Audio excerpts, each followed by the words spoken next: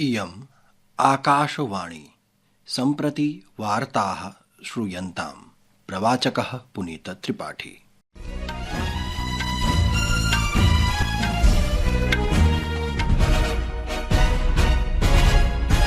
मुख्यवार्ताः। सर्वोच्च न्यायालयेन अद्य आदेशः प्रदत्तः यत् देशे पूजास्थलाधिनियमस्य अन्तर्गतं कानिचन नूतनानि प्रकरणानि पञ्जीकृतानि न भविष्यन्ति इति। छत्तीसगढ़े अद्य नारायणपुरमण्डले सुरक्षाबलैः सह जाते संघर्षे न्यूनातिन्यूनं 7 माओवादिनः मारिताः। पुर्तगालस्य विदेशमन्त्री पाउलो रंगेलः अद्य भारतस्य 4 दिवसीय आधिकारिक यात्रायाः कृते नवदिल्लीं प्रति आगतवान्। अपि च बैडमिण्टन् क्रीडायाम् अद्य चीनदेशस्य हांगझौ नगरे वर्ल्ड टूर इत्यस्य अन्तिमक्रीडायां त्रिषा जॉली गायत्री गोपीचन्दयोः भारतीय महिला युगलदलं समूहस्य तृतीये चरणे प्रविष्टम्।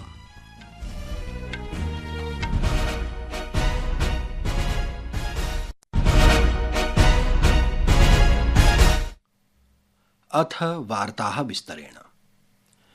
सर्वोच्च न्यायालयेन अद्य आदेशः प्रदत्तः यत् देशे पूजास्थलाधिनियमस्य अन्तर्गतं कानिचन नूतनानि प्रकरणानि पञ्जीकृतानि न भविष्यन्ति। न्यायालयेन आदेशः दत्तः यत् दीर्घमानप्रकरणेषु उच्चन्यायालयस्य अग्रिम आदेशं यावत् अन्तिमः प्रभावी वा आदेशः न पारितः भविष्यति। मुख्यन्यायाधीशस्य संजीव खन्ना इत्यस्य नेतृत्वे विशेषपीठेन केन्द्रसर्वकारेण 1999-तमे वर्षे कृतस्य अधिनियमस्य वैधतां समाह्वानयुतासु प्रदातृयाचिकासु उत्तरं 4 सप्ताहस्य आभ्यन्तरे एव दातुं कथितम्, यस्मिन् पूजास्थानं पुनः प्राप्तुं वा परिवर्तनं याचयितुं वा नवीनप्रकरणं पञ्जीकर्तुं निषिद्धमस्ति। अडानी समूहस्य विरुद्धं कथितस्य धनग्रहणस्य आरोपं तथा च कांग्रेसनेतॄणाम् अमेरिकादेशस्य जॉर्ज सोरोस फाउण्डेशन इत्यस्य च संयुतेः विषये सत्तापक्षविपक्षयोः मध्ये कोलाहलकारणात् राज्यसभा आदिनं यावत् स्थगिता जाता। प्रथमस्य स्थगनस्य अनन्तरं यदा सदनस्य उपवेशनम् अपराह्ने 2 वादने आरब्धं तदा सदने पक्षविपक्षयोः सदस्यानां मध्ये पुनः मौखिकद्वन्द्वं समारब्धम्। अध्यक्षेण जगदीप धनखड़ेन कोलाहलस्य मध्ये कार्यजातं सञ्चालनस्य प्रयासोऽपि विहितः। संसदः HD देवगौड़ा अध्यक्षस्य विरुद्धम् अविश्वासप्रस्तावे विपक्षस्य आलोचनां कृतवान्। सः अवदत् यत् विपक्षेण सदनस्य कार्याचरणे सहयोगं करणीयम्। विपक्षनेता मल्लिकार्जुन खड़गे इत्येषः श्रीधनखड़स्य उपरि पक्षपातस्य आरोपं कृतवान्। सः आरोपितवान् यत् शासनारूढपक्षः कांग्रेसदलस्य विरुद्धं तथ्यहीनानि आरोपाणि करोति। अध्यक्षः च तान् प्रोत्साहयति।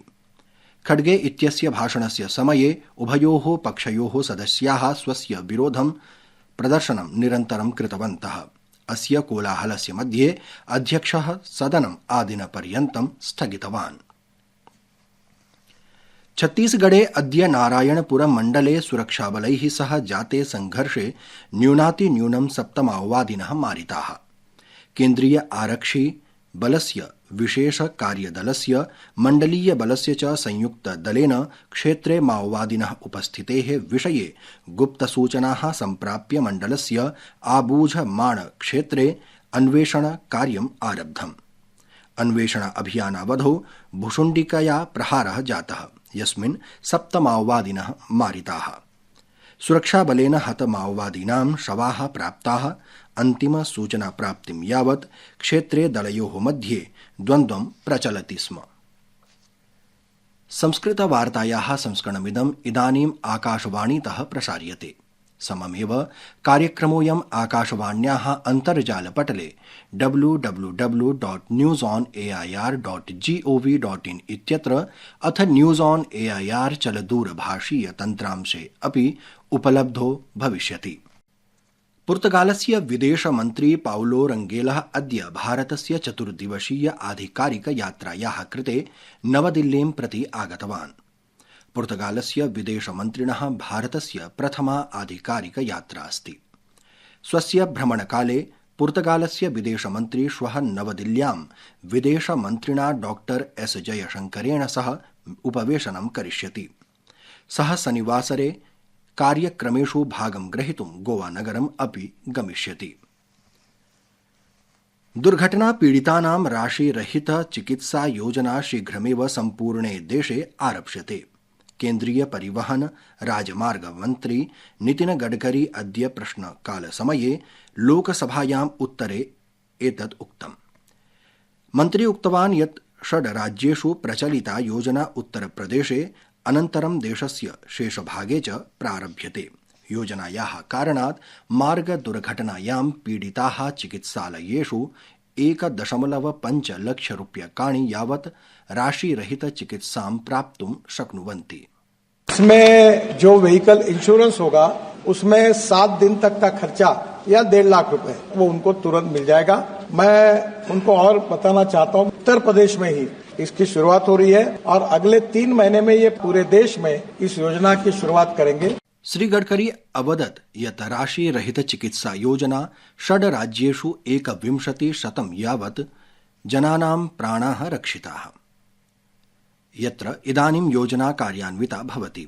राजमार्गेषु वर्धमान दुर्घटनानां विषये चिन्तां प्रकटयन् मन्त्री सदस्यैः अनुरोधं कृतवान् यत् प्रत्येकस्मिन् मण्डले दुर्घटना निवारण समित्याः स्थापनां कुर्वन्तु, येन एतादृशानां मार्गदुर्घटनानां कार्याणि द्रष्टुं शक्यते इति।